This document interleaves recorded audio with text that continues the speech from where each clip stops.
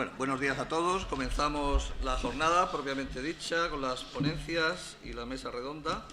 Quería, en primer lugar, daros la bienvenida a todos a esta jornada conmemorativa del Día Internacional de la Infancia 2018 que celebramos en este salón, magnífico salón de grados de la Facultad de Derecho, que graciosamente nos ha concedido la Universidad de Alicante, a la que reitero, como ha hecho el síndic, el agradecimiento por todas las facilidades que nos han ofrecido en la organización de esta jornada. También hay que agradecer a la Fundación Gil Albert, que nos han dado el librito este sobre los derechos del menor, que se le han hecho llegar en la documentación. Bueno, es una concesión que hace la Fundación Gil Albert y bueno es también que lo agradezcamos. Una vez cerrado este capítulo de agradecimientos, la jornada que comenzamos lleva por título Menores víctimas de violencia de género. Título que no es casual, ya que todas las oficinas de los defensores del pueblo de España han trabajado duramente durante todo el año en el tema de atención a la mujer y al menor como víctima de la violencia de género. Trabajo que concluyó en octubre pasado con la celebración de las 33 jornadas de coordinación de los defensores del pueblo autonómicos con el defensor del pueblo de España y que tuvo lugar en la ciudad de Alicante, siendo nuestra institución, la del Síndic de Greuges, anfitrión de estas jornadas. Esta jornada pues se queda enmarcada dentro de la actividad general en la que estamos trabajando todas las defensorías, centrado, eso sí, en el tema del menor como víctima de violencia de género. Es decir, allí hablamos en general de la mujer y el menor. Aquí, como lo que conmemoramos es el Día Internacional del Menor, nos vamos a centrar más en la figura del menor como víctima de violencia de género. El programa que hemos preparado esperamos que sea del agrado de todos ustedes. Contará con 2 ponencias de prestigio y una mesa redonda que pretende ser ilustrativa y queremos dar traslado a la sociedad de las conclusiones a las que llegamos los defensores en las referidas jornadas de coordinación. No me entretengo ya con más comentarios y paso simplemente a hacer una breve presentación de la profesora Ana Roser, que me acompaña en la mesa, a la que de antemano quiero agradecerle muy sinceramente que haya aceptado la invitación, como corresponde a una buena amiga de la institución, del síndic, de cuyo Observatorio del Menor forma parte, como experta independiente de la que estamos orgullosos de que forme parte de la misma, y que está hoy aquí con nosotros hablando de un tema como el de menores, del que es una gran especialista. Aunque es una persona sobradamente conocida por la mayoría de la audiencia de estas jornadas, no me resisto a hacer una pequeña o breve presentación de su trayectoria profesional. Ana Roser es doctora en Psicología, máster en Psicología de la Salud y especialista en Psicología Clínica. Actualmente es profesora titular del Departamento de Comunicación y Psicología Social de la Universidad de Alicante, donde dirige un grupo de investigación llamado IPSIFAM, Intervención Psicosocial con Familia y Menores, y la Cátedra de Inclusión Social. También coordina el título de especialista en Infancia y Juventud en Riesgo Social de esta Universidad de Alicante. Sus principales líneas de investigación son la protección a la infancia en riesgo social, la prevención e intervención con víctimas de la violencia de género y la integración universitaria de personas con discapacidad, en el marco de las cuales ha participado en diferentes proyectos, tanto nacionales como europeos.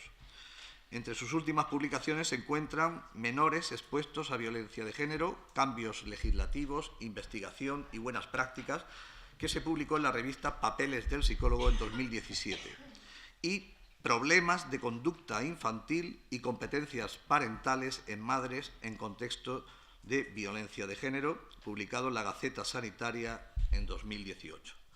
Por último, reiterar que es miembro del Observatorio del Menor del Síndic de Greuges de la Comunidad Valenciana. Ana, mil gracias de nuevo por estar aquí. Tienes la palabra para exponer libremente la ponencia que lleva por título Menores, víctimas invisibles de la violencia de género. Bien, pues buenos días a todos y a todas. Yo también quiero hacer mis agradecimientos, en primer lugar, al Síndic de Greuges, no solo por haber contado conmigo, por haberme invitado a esta jornada, sino por toda su trayectoria, porque hemos trabajado mucho juntos, porque cuando realizó el síndic el informe sobre la situación de las víctimas de violencia de género, tuvisteis la generosidad de invitarnos, ¿no?, a formar parte de la Universidad de Alicante, y la paciencia, David Calatayud y Consuelo Catalá lo saben bien, de recoger nuestras indicaciones, especialmente nuestra insistencia en que se ampliara la mirada al ámbito de los hijos y las hijas de las víctimas, desde todos los ámbitos y con todo lo que eso suponía. Y creo que las recomendaciones que salieron de aquel trabajo pueden resultar muy valiosas, y me consta que han sido también objeto de análisis en las jornadas que habéis tenido. Desde luego, formar parte del Observatorio del Menor, del Síndic de Greuges, es un lujo. Para mí es un honor la oportunidad de poder periódicamente encontrarnos profesionales de diferentes ámbitos, pero que tenemos todos un objetivo común, y conocer cuáles son las iniciativas, cuáles son las dificultades, aportar en la medida de lo posible. Desde luego también es una gran oportunidad.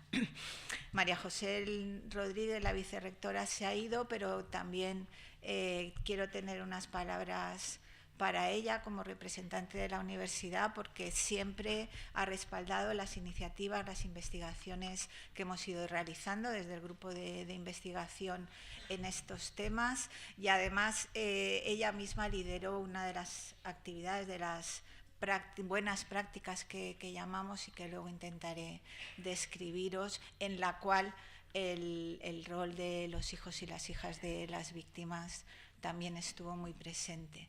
Pero además no me quiero olvidar de daros las gracias a compañeros y compañeras que estáis aquí, que colaborasteis en todos los trabajos, que sois parte de esas investigaciones que hemos podido realizar finalmente.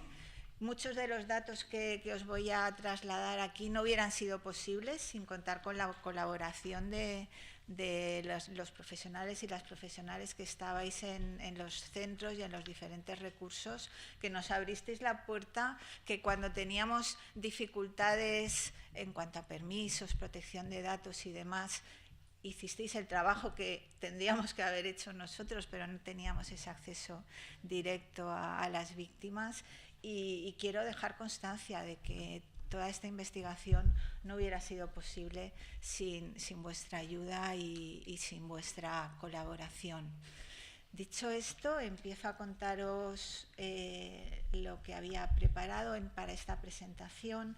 Cuando Conrado me llamó para hacerme el encargo y estuvimos hablando, insistimos mucho en la idea de la invisibilidad de los menores, hijos e hijas de las víctimas de violencia de género, y queríamos que fuera un poco el punto de partida de este trabajo, y de que nuestras investigaciones, el rol que puede ocupar las universidades en este ámbito, sea el de alguna manera dar voz a estos niños y a estas niñas. ¿Por qué? Pues yo os había puesto aquí que cosas que se dicen, ¿no? Entre la gente, pues se piensa que los niños no sufren directamente la violencia, que muchas veces es que realmente ni se enteran, y que si cuentan cosas, pues que puede ser incluso parte de su fantasía o sus maneras de llamar la atención, ¿no? Y quizá eso es lo que ha influido en ese silencio que ha habido durante mucho tiempo alrededor de estas situaciones, cuando en realidad siguientes trabajos, como por ejemplo lo que planteaba Miguel Lorente en 2017, lo que han puesto de manifiesto es que no solo sufren esa violencia de manera indirecta, sino que son objeto directo de esa violencia, porque se les instrumentaliza en esa relación de poder y de control por parte del maltratador hacia las víctimas. Hemos tenido acontecimientos terribles en los últimos meses. Tuvimos un mes de septiembre, sobre todo un día que decíamos, pero bueno, ¿qué está pasando, no? Y cuando salieron a la luz todos los antecedentes de esos casos, cuando salían los mensajes que que las víctimas habían verbalizado en sus declaraciones sobre los mensajes que habían recibido por parte de los maltratadores, pues se te encogía el alma, ¿no? Frases como: ya te puedes ir despidiendo de las niñas, me voy a cargar lo que más quieres, voy a hacerte daño, y como ya no puedo hacerte daño con insultos, con agresiones, pues te voy a hacer daño con tus hijos, ¿no? Con tus hijas. Y surgen situaciones estremecedoras en las cuales vemos un poco cuál es el papel de estos niños y de estas niñas, y nos lleva a pensar cuáles son las repercusiones que puede tener para su desarrollo psicosocial. Fijaros que estamos en 2018, que en España venimos hablando de esto de unos años para acá, pero como siempre nos lleva la delantera, ¿no? Y hay una autora que ya en 2003 señalaba la cantidad de variables, la cantidad de formas en las que un niño o una niña puede sufrir las consecuencias de la violencia de género, incluso desde el embarazo de la madre, no solo por las agresiones que pueda sufrir una madre embarazada, sino por los efectos que puede tener el estrés que está viviendo esta mujer en el desarrollo embrionario. Pero a partir de ahí,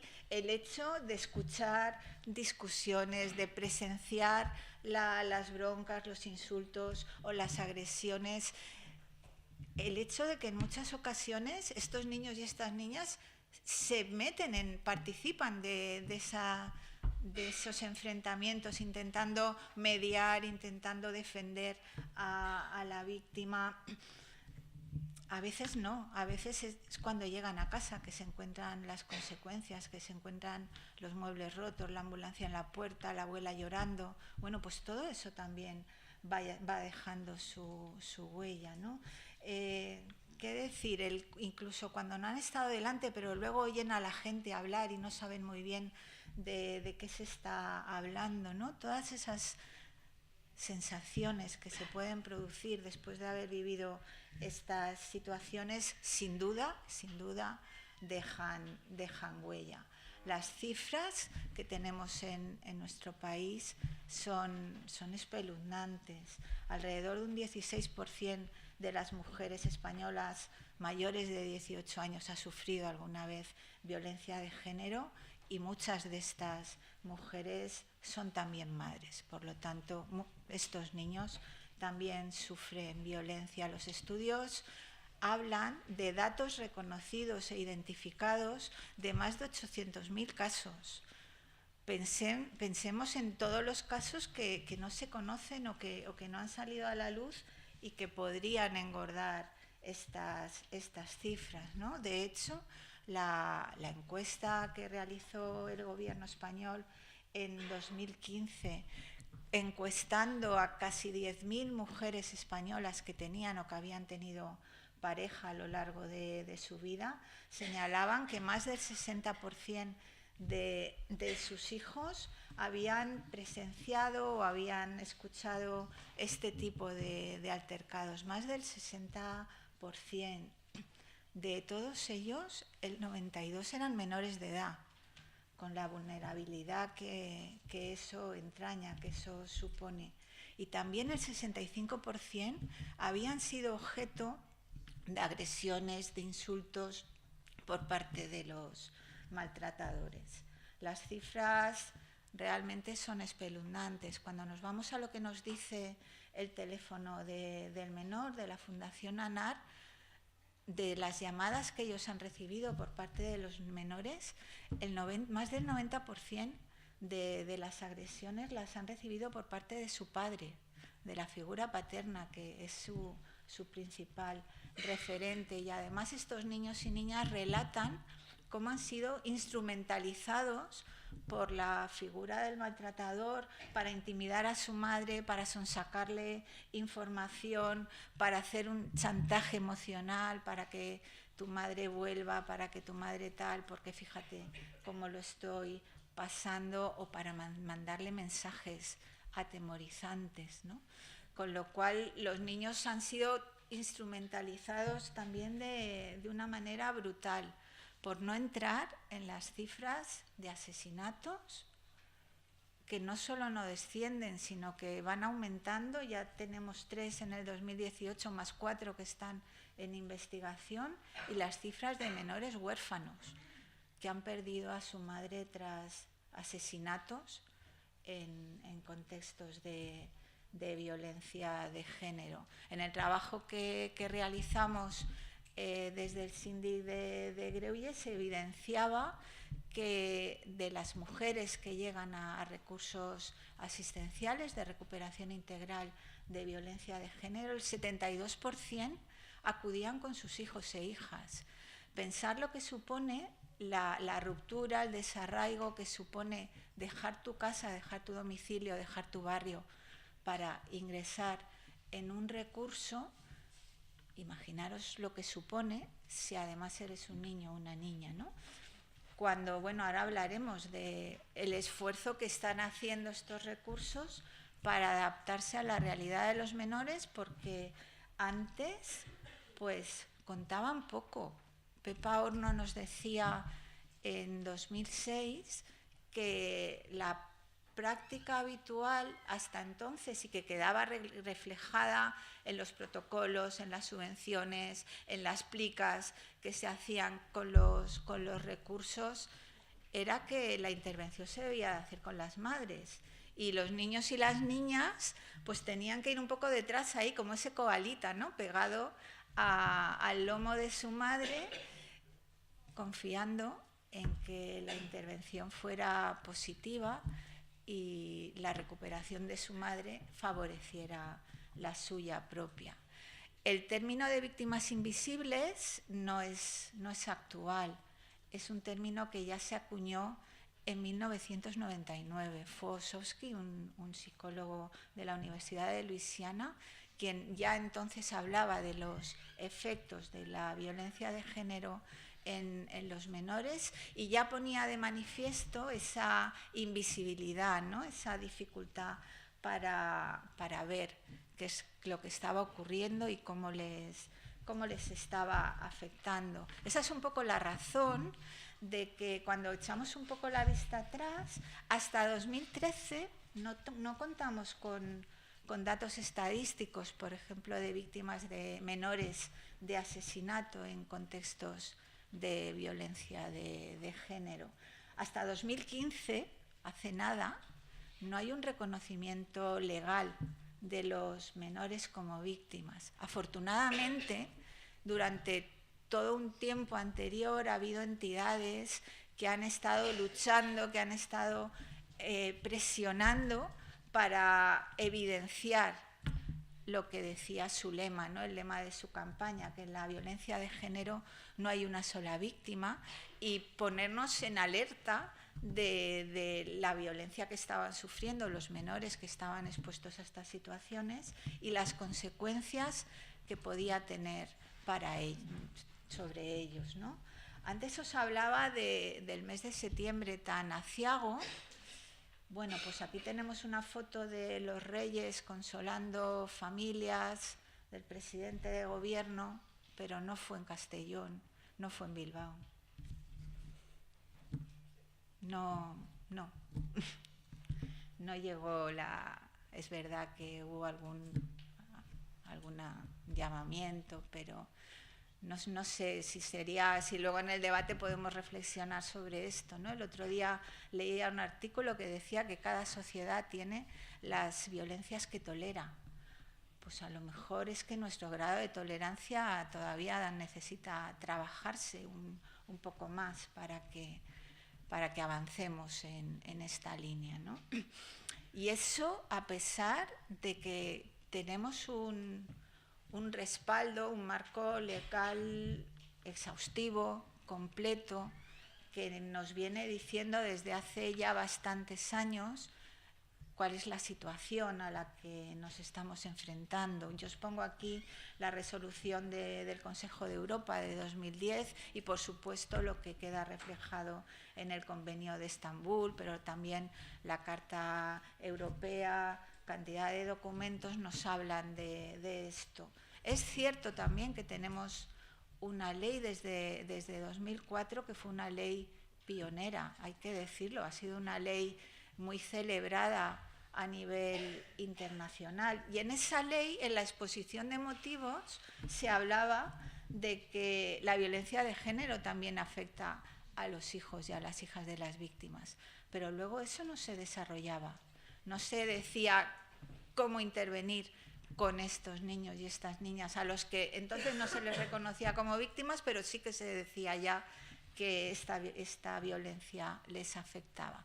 Bueno, en la Comunidad Valenciana, en 2012, en nuestra ley contra la violencia contra la mujer, sí que hay un reconocimiento como víctimas, pero faltaba ese reconocimiento en la legislación de rango superior. Eso provocó, y muchos de vosotros y vosotras lo sabéis, que nos llamaran la atención, que desde Naciones Unidas se nos acusara de negligencia y de falta de protección a los hijos y a las hijas de las víctimas a partir de las reclamaciones de la madre de una niña que había sido asesinada en un régimen de visitas, a pesar de los reiterados, hasta 30 denuncias puso esta mujer para que se tomaran medidas contra este progenitor. Es cierto que desde 2015 el abanico legislativo se ha ampliado mucho más, que la ley orgánica de infancia sí que por fin reconoce a los menores como víctimas, con todo lo que eso supone en cuanto a prestaciones, en cuanto a prioridad a la hora de su intervención, y en algo muy importante, en la modificación de determinados artículos del Código Civil que estaban suponiendo un tremendo obstáculo para la intervención con los menores, porque no había una vía fluida de actuación a la hora de adoptar medidas cautelares y de tomar medidas respecto al régimen de visitas, a la guarda y custodia o a la patria potestad. Y eso a partir de 2015 nuestra normativa lo refleja. ¿Por qué todo esto? ¿Por qué todo este esfuerzo divulgativo, todo este esfuerzo legislativo? Pues porque la exposición a la violencia de género genera unas consecuencias psicosociales tremendas en los menores. Os pongo esta cita de la Academia Americana de Pediatría, que señala que es tan traumático como sufrir abusos físicos y sexuales, ¿no? Que en nuestro imaginario puede ser de las situaciones más terribles.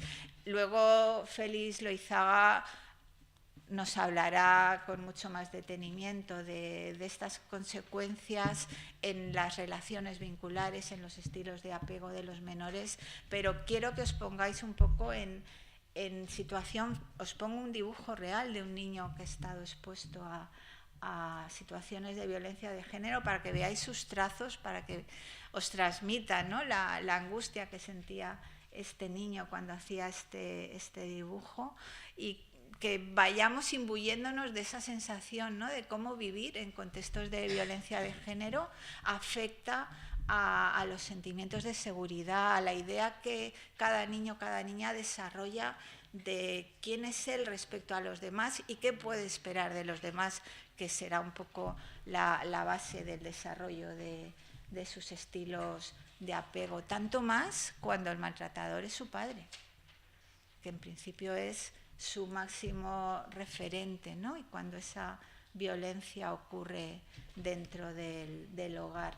Cuando visitábamos los centros y los diferentes recursos para hacer las investigaciones que luego han sido publicadas, nos hablaban de casos terribles. Os pongo un nombre ficticio, de Pedro, que cuando estaba en el salón de la casa de acogida jamás se sentaba en los sillones o en las sillas, siempre estaba de cuclillas.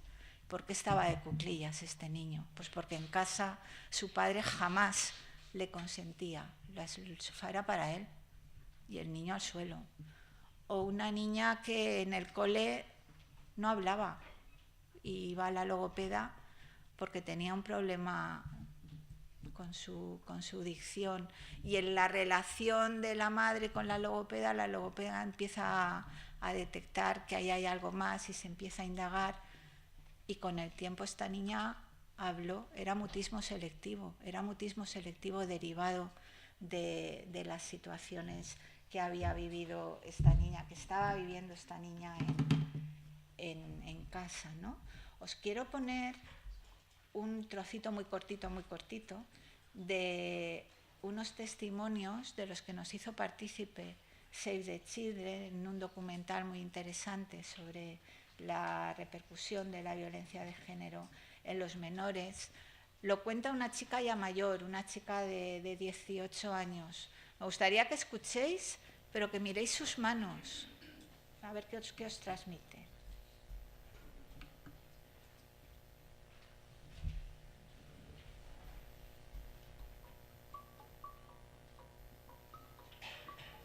¿Se oye bien?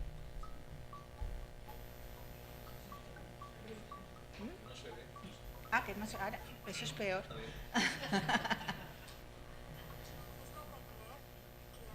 No se ve. Bueno, pues lo escuchamos.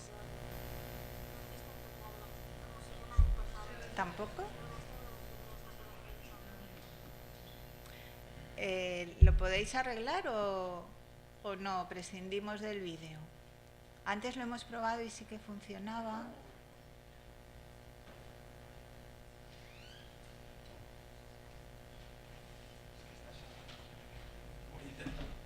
A ver, ¿qué es lo que te pasa? Ah, claro, pero ¿por qué está saliendo esto aquí?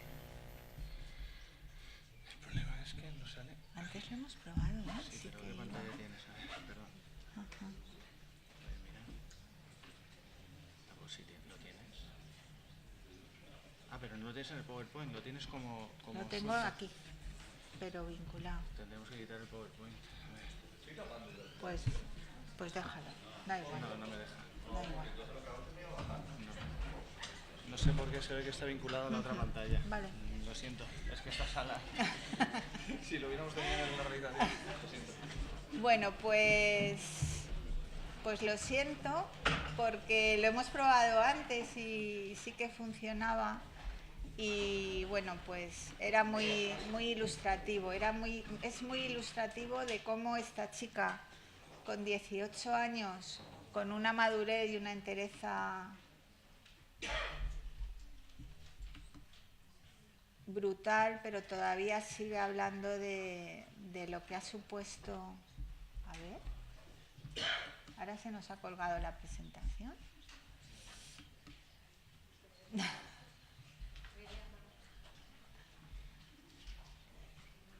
Claro, se te ha quedado colgada la presentación. Sí.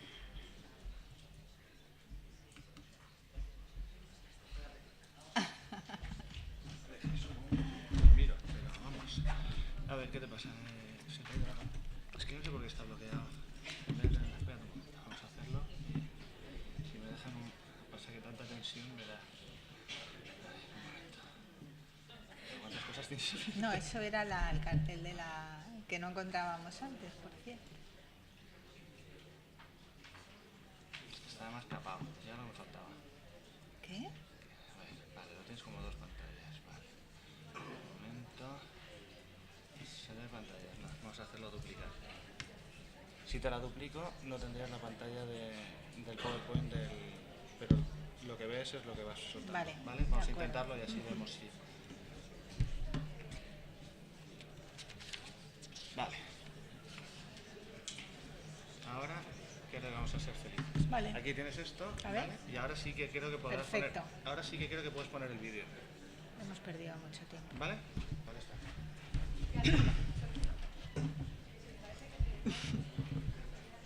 Bien, en esas investigaciones de las que os hablaba antes, en las que acudimos a los centros y con la colaboración de las compañeras pudimos recabar esta información, entre otras cosas tratábamos de ver cuál era el ajuste psicosocial de los niños y las niñas que estaban en los recursos y cuál era su ajuste psicosocial en comparación con población no normalizada, ¿no? Con población no expuesta a violencia de género. A grandes rasgos los resultados iban en esta línea. Si os dais cuenta, en todos los síndromes, los niños y las niñas de los centros de recuperación integral de víctimas de violencia de género puntuaban más alto. Llamaba sobre todo la atención las puntuaciones en sus relaciones sociales con los iguales, problemas de atención, conductas agresivas y en todo lo que englobaba síndromes internalizantes, todo lo que tiene que ver con problemáticas vueltas hacia sí mismo, ansiedad, depresión y también externalizantes, agresividad y conductas disruptivas. Los datos eran muy llamativos porque de todos estos niños, la quinta parte de ellos estaban en un rango clínico. Y digo llamativo porque los centros no contaban con profesionales para atender a niños y niñas con psicopatología que se encontraran en un rango clínico. No encontramos diferencias de género, pero sí de edad. Los niños más mayores, los que habían supuestamente estado más tiempo expuestos a estas situaciones, presentaban una problemática mayor. Lógicamente, esto tenía su reflejo y su repercusión en el ámbito escolar.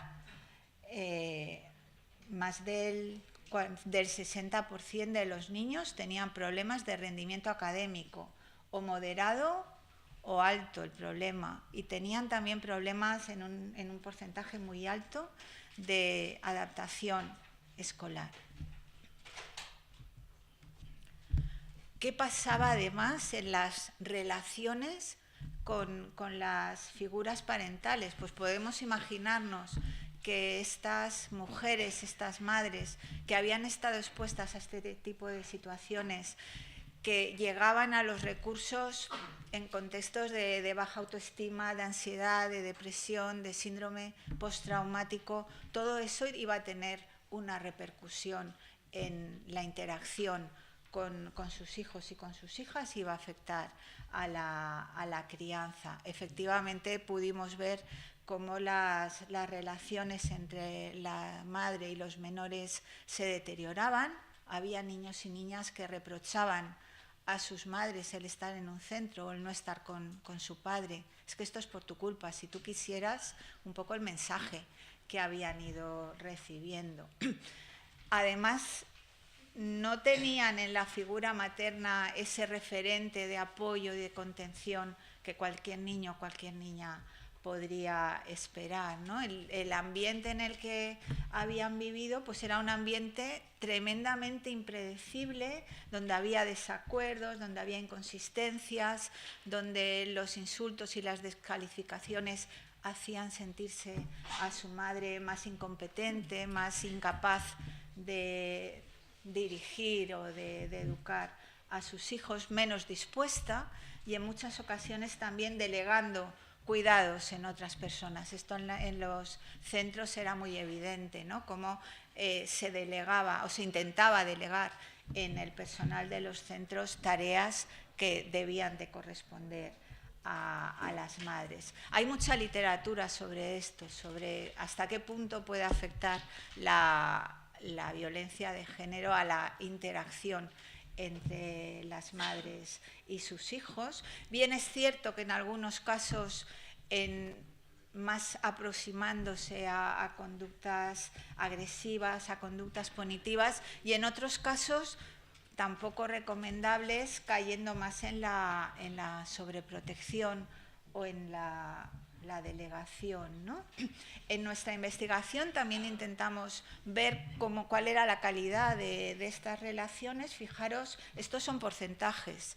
Solo un 16% de las madres dedicaban tiempo a jugar con sus hijos en los centros, un 24% se mostraban cariñosas a sus demandas y un 20% se mostraban competentes a la hora de poner normas y límites adecuados. Y lógicamente esto repercutía también en los problemas de conducta de los niños y de las niñas. Cuando la relación era más débil o era más negativa, el índice de problemática conductual aumentaba.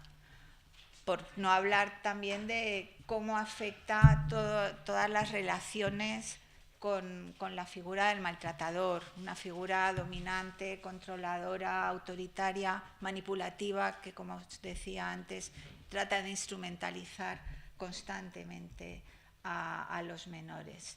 Lógicamente, los niños y las niñas en estas situaciones pues se bandean en un tremendo conflicto de lealtades, a veces negando lo que está ocurriendo, a veces tomando partido, siendo protagonistas de esas situaciones. Sin duda, en cualquier caso, el mensaje, el aprendizaje vicario que deriva de estas situaciones es que la violencia sí es una manera útil de resolver los conflictos y es la que utilizan las personas más cercanas, ¿no? Y además esos mensajes, esas creencias, esos valores que subyacen a todo este tipo de conductas también van calando en los menores. Yo trataba de dibujar en esta flecha un poco cuál es la progresión previsible y preocupante que puede darse cuando niños y niñas viven en contextos donde se da esta desigualdad, se da esta violencia, cómo van aprendiendo el rol bien de víctima o bien de agresor y cómo eso con el tiempo puede reproducirse, ¿no?, en sus relaciones futuras ya como adultos. ¿Qué hacemos? ¿Por dónde hay que tirar? ¿Cuáles son las líneas de trabajo? Cuando hablaba con Conrado Moya sobre el contenido de la charla, él me insistía mucho en hablar de esto, ¿no?, de cómo hacer visible lo invisible de las buenas prácticas. La ley de 2004 ya señalaba cuáles eran las líneas de trabajo, tanto desde la sensibilización como desde la prevención, teniendo en cuenta los diferentes ámbitos, todos los ámbitos que trabajan con infancia, estamos implicados en esta intervención. No es solo una cuestión de bienestar social, no es solo una cuestión de servicios sociales o de justicia. Escuela, sanidad, son observadores privilegiados en la detección, en el asesoramiento, en la derivación y tienen que tener un papel muy importante. Y, por supuesto, los medios de comunicación, ¿no?, todo lo que tiene que ver con la sensibilización. Yo intentaba poner cuáles serían las tareas más importantes, las líneas más importantes por las que tendríamos que ir. Intentaba resumirlas en esto, ¿no?, sensibilizar para que realmente todo el mundo sea consciente de que los niños se enteran, de que los niños lo sufren y que sufren las consecuencias y las secuelas. Formación de profesionales es un terreno todavía demasiado nuevo para la mayoría de nosotros. Tenemos que ver, conocer otras experiencias y tenemos que saber qué se está haciendo más allá. Las cosas que han pasado, que lo que os ponía antes, ¿no?, que un padre verbalizara esas cosas y nadie pusiera una alerta, un semáforo rojo enorme, eso lo único que nos está diciendo es que falta preparación, que falta formación y es algo importante a tener en cuenta.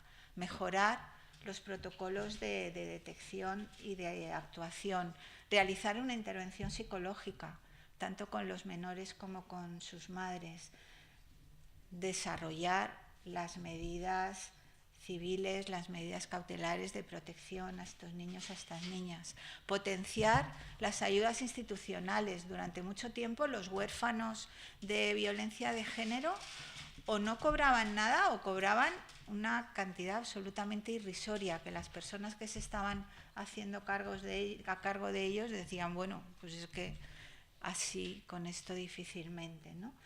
Y todo eso confluye en la coordinación institucional.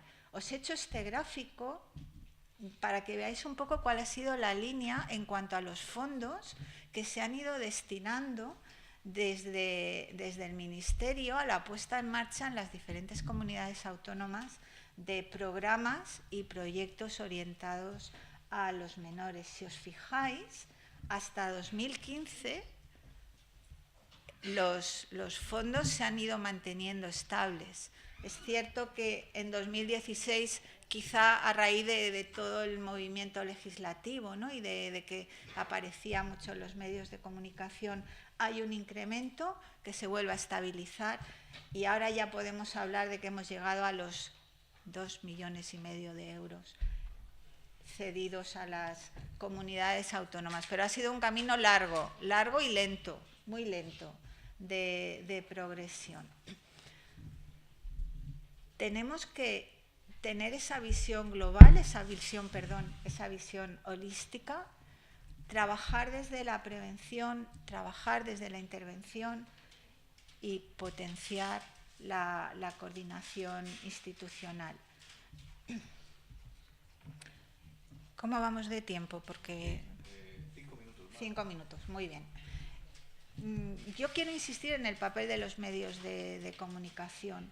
Si todavía la sociedad considera que estos niños no se enteran, si cantidad de ocasiones las madres no denuncian pensando que lo hacen por sus hijos y por sus hijas, si el entorno de las víctimas, el número de denuncias que se producen por parte de familiares ya allegados es ridículo, que parece mentira, ¿no? Que estemos poniendo todo el peso, toda la responsabilidad de la denuncia en las víctimas, cuando las víctimas sabemos cómo se encuentran, sabemos que han llegado a esa fase en muchas ocasiones, de indefensión aprendida, ¿no? De ya no saber qué hacer y por dónde tirar. Sin embargo, cuando miramos el panorama, solo ha habido 2 campañas institucionales que tengan el foco puesto en los menores. Formación. Desde la universidad creo que tenemos una gran responsabilidad en cuanto a la formación de profesionales y desde luego lo hemos hecho. Os pongo aquí ejemplos, pero os brindo la oportunidad de que contéis con las universidades. Hemos tenido otras iniciativas. En junio tuvimos el lujo de contar con Barudi aquí en Alicante y nos decía que este programa, que era fabuloso y que no se había explotado por parte de las administraciones. En fin, el Colegio de Psicólogos también está tomando partido en estas cosas y quería anunciaros esta iniciativa reciente de la Universidad de Alicante, un título de experto, que tiene de particular la incorporación del IVASPE, lo cual supone la implicación, la involucración de las fuerzas y de cuerpos de seguridad en este ámbito, ¿no? La mayoría del alumnado en esta primera edición son policías locales y autonómicos. Os hablaba también de protocolos. En 2014, por fin, el Ministerio incorporó al protocolo de intervención contra el maltrato infantil todo lo que tenía que ver con violencia de género y también disponemos ya de multitud de guías desarrolladas por diferentes comunidades autónomas. Aquí os pongo la de Canarias, Andalucía, Aragón, la de la Diputación de Alicante. Y os ofrezco esta página web que realizamos dentro del marco de uno de los proyectos de investigación, donde hemos tratado de hacer un repositorio para que a golpe de clic podáis tener toda la normativa, protocolos, guías nacionales, guías internacionales, publicaciones sobre el tema. Como supongo que la presentación estará disponible desde la web, tendréis los enlaces. Creo que también es una buena práctica mirar fuera, porque nos llevan muchísima ventaja, llevan muchísimo trabajo adelantado. Aquí os pongo solo 2 ejemplos, unas guías comunitarias que se realizaron desde la Universidad de California, orientadas a la problemática de los menores expuestos a violencia de género, y todo el trabajo que se viene realizando desde la Universidad de Londres y desde este centro en concreto, también para orientar no solo a las víctimas, sino a la comunidad en general, sanidad, educación, etcétera, en cómo intervenir con estos menores. A nivel nacional, desde este verano tenemos una buena noticia, también como como buena práctica, y ha sido el Real Decreto Ley. Ha sido un Real Decreto Ley muy cuestionado por determinados sectores, pero plantea dos elementos que yo creo que son fundamentales. Uno de ellos, ampliar la posibilidad de acreditación de situaciones de violencia de género más allá del ámbito judicial, para que los profesionales de servicios sociales y de los recursos puedan también tomar esta iniciativa, que va a repercutir después en las diferentes medidas que se puedan ir adoptando con las mujeres y con sus hijos y con sus hijas. Otra de las posibilidades que ha dado este Real Decreto ha sido la de desatascar un ámbito fundamental, que era el de la intervención psicológica. Sabéis que hasta este momento había una limitación si no se contaba con el consentimiento del progenitor para realizar una intervención psicológica, con lo cual, bueno, pues en muchas ocasiones este consentimiento no se tenía. Muchas veces ni siquiera se podía solicitar. Ahora ya sí hay posibilidad de actuar, de tomar estas iniciativas sin el consentimiento del progenitor, y me consta que ya desde los diferentes recursos de la Comunidad Valenciana se está caminando en esta línea para poder realizar esta intervención psicológica. Están entrando psicólogos en los diferentes recursos, en los diferentes centros para trabajar con los menores. Quería apuntaros la iniciativa de una entidad murciana que pues fueron un poco mis maestras en estas lides, que vienen manteniendo un servicio de atención psicológica a estos niños desde hace 10 años. Más de 1000 niños y niñas han pasado por sus consultas terapéuticas. Ellos pudieron llegar más allá de la orientación psicopedagógica que podíamos realizar en la Comunidad Valenciana. Es un servicio que lleva a cabo esta entidad, Quiero Crecer, pero financiado por la región de Murcia, y además recientemente, el año pasado, publicaron este libro donde exhaustivamente explican toda su metodología de trabajo, y es una fuente riquísima de información y de formación.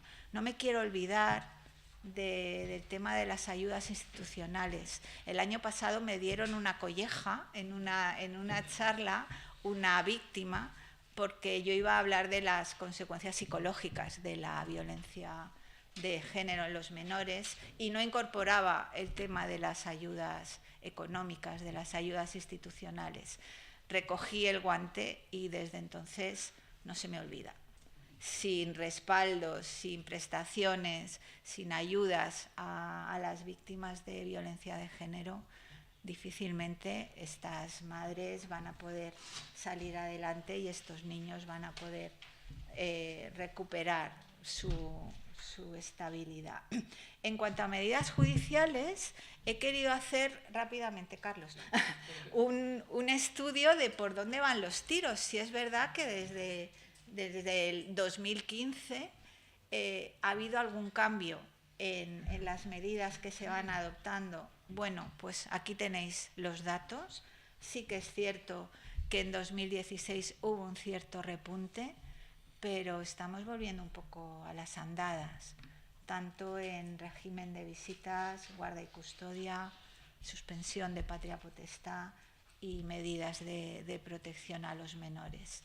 Esto es fundamental. Aquí hay que trabajar mucho sobre esto, porque si con las medidas de las órdenes de protección no van acompañadas de estas medidas, dejamos muy expuestos a estos niños y a estas niñas. Acabo ya con el tema de la coordinación institucional.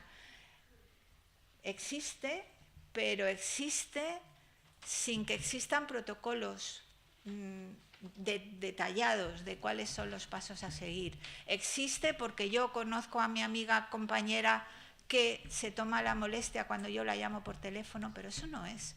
Estamos en el siglo XXI estamos ante una problemática muy seria y los protocolos de coordinación deben de estar sobre el papel y que todo el mundo sepa cuáles son los pasos a seguir. Hay que evitar la revictimización de los menores. No toca que cada 2 por 3 tengan que estar exponiéndose, relatando, y hay que priorizar la intervención. Estos niños y estas niñas necesitan que desde educación, desde sanidad, desde las unidades de salud mental, desde todos los recursos comunitarios, se les dé cierta preferencia, porque es un problema muy grave y, como hemos visto, y luego Félix abundará mucho sobre ello, con consecuencias terribles para estos niños y estas niñas. Ya veo que vienes aquí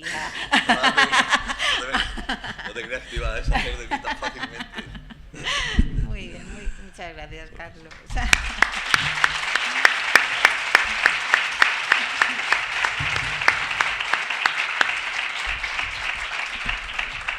Gracias, Ana, por tu magnífica y didáctica exposición. Y ahora pues abrimos un pequeño turno de preguntas para, bueno, que puede durar hasta 10 minutos máximo para terminar con la primera ponencia. Así que se abre el turno de debate o de preguntas. Si alguien quiere preguntar, que levante la mano y Pilar le cederá el micrófono.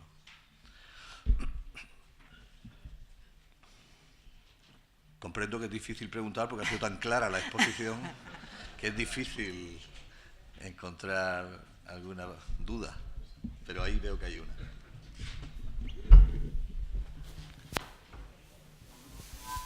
Sí, yo más que una duda, Ana, agradecerte una vez más, ¿no? Lo clara que eres, lo bien que expones y cómo incides en los puntos importantes. Y en lo que decías de medidas, a mí hay una que me ha sorprendido gratamente, aunque es ilegal. El jefe de policía de la Grume de Valencia, dándole un documento a una mujer para decir: no llevas a tus hijos con su padre bajo mi responsabilidad y ya veremos qué pasa. Muy bien, muchas gracias. A ti.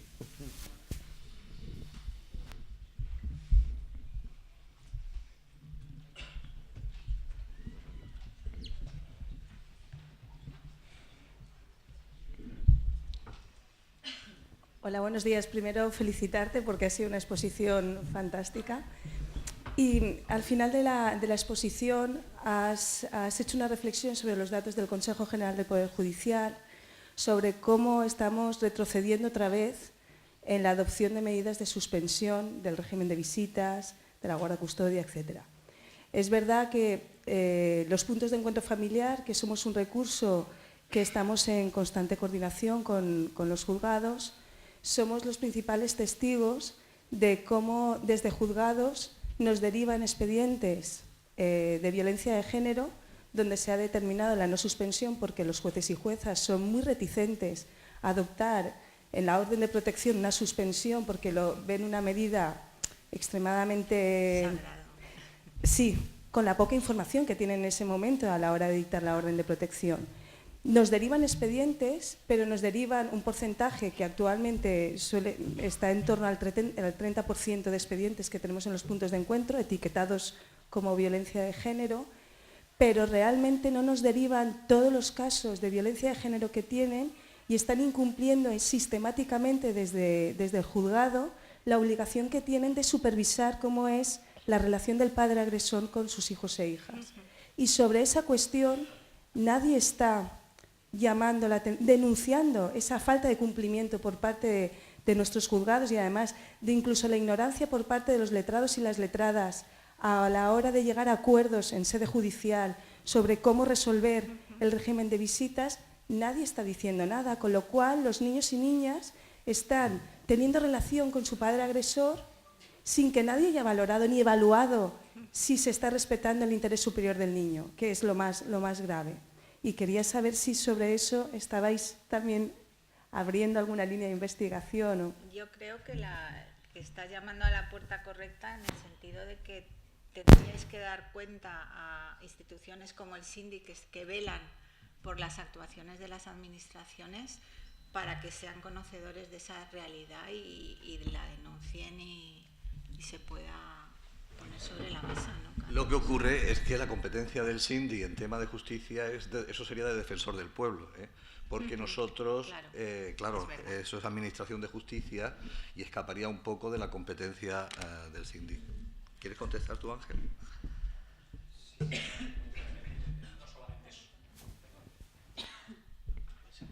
No solamente somos conocedores de la situación, tenemos abierta una queja de oficio en concreto sobre el funcionamiento de los puntos de encuentro familiar, sino que además en las jornadas de defensores que mis compañeros expondrán posteriormente se ha tratado expresamente ese asunto y se ha denunciado expresamente la falta de iniciativa y la falta de actuación de los juzgados a la hora de hacer el seguimiento de las medidas que ellos mismos recomiendan.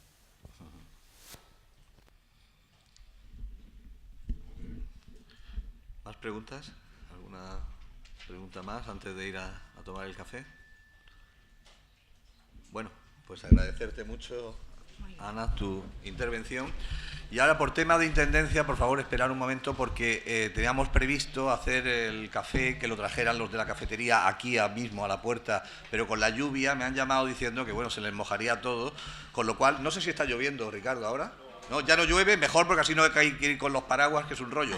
Pero nos tenemos que trasladar a la cafetería, que está ahí al lado, más que a la cafetería, al restaurante, porque me han dicho que lo montarían para nosotros solos en el restaurante, que es por detrás de es decir, en la cafetería, a la derecha hay otra entrada y ese es el restaurante. Tenemos media hora, lo digo para ser puntual, para seguir con el horario previsto. Gracias.